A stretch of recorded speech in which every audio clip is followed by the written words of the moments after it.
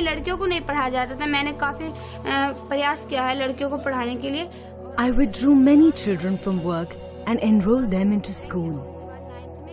I refused to get married at 12 and saved myself from getting ruined. I saved many of my childhood friends from getting married as well.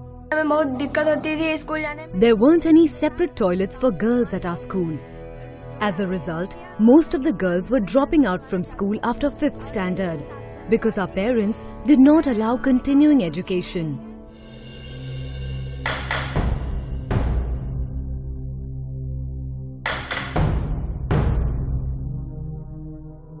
Together we raised our concern and got separate toilets made.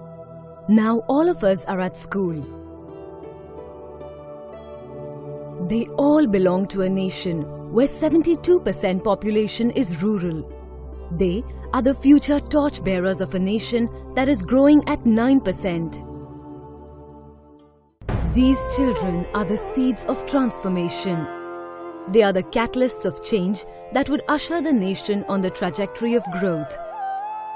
On their tender shoulder lies the responsibility of transforming the nation.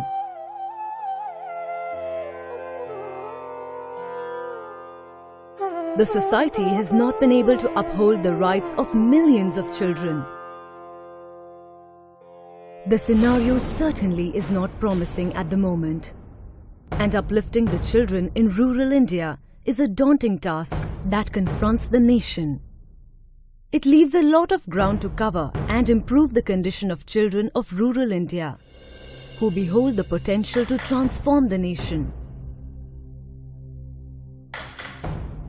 It was indeed the most critical need of the hour for the rescue of the children, the future of our nation. In 1980, a ray of hope emerged as Bachpan Bachao Andolan, or Save the Childhood movement. This began in India as the first civil society initiative against child slavery and education for all children, led by Kailash Satyarthi. The root cause of child labour is poverty and illiteracy. Inadequate facilities of education at villages, coupled up with lack of government welfare schemes and gender biases, set in grave hopelessness and social insecurity in children and rural adults. Bachpan Bachao Andolan diagnosed the major problem and decided to address it aggressively. We realized that we have to solve this problem right at the source. And the villages are the source of the problem of child labor. Unfortunately, 70% of child labor workforce come from villages. They live in the villages and work in the agriculture setup. So we decided to create an environment where all children are withdrawn from child labor, all children are attending schools, the children have their own voices, and finally, their voices are heard by the authorities. Bal Mitra Gram, or child-friendly village, provides to the children a platform for a new world of limitless opportunities with increased awareness, participation for collective growth by getting access to compulsory education and associated infrastructure. But it is not so easy a task. Due to age-old customs, barriers and rigidity, only spreads awareness about child rights, but also gets due help and assistance from respective authorities. They discussed like school building, facilities of potable water, school teachers, playgrounds and many more.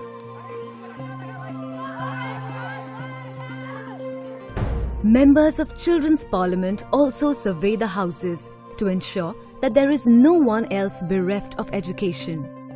They help to rescue children trapped in child labour and also help in stopping child marriages. Members of Children's Parliament also ensure that once children are enrolled in schools, they are retained throughout for completing their education.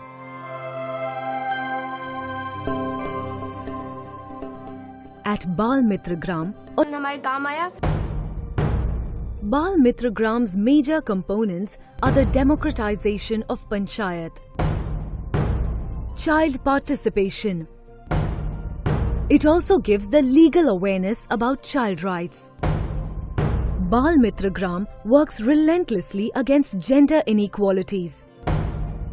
It also inculcates the most important and valuable qualities of leadership.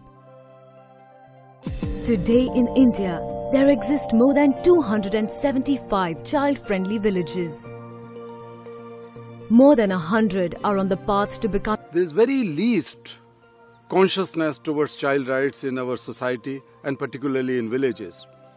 So the child-friendly village program is to create that consciousness of child participation, child leadership and child rights.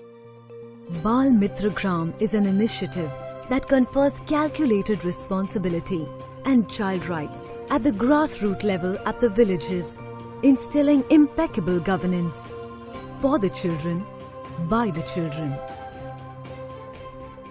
Abigail Van Buren had once said that if you want children to keep their feet on the ground, put some responsibility on their shoulders.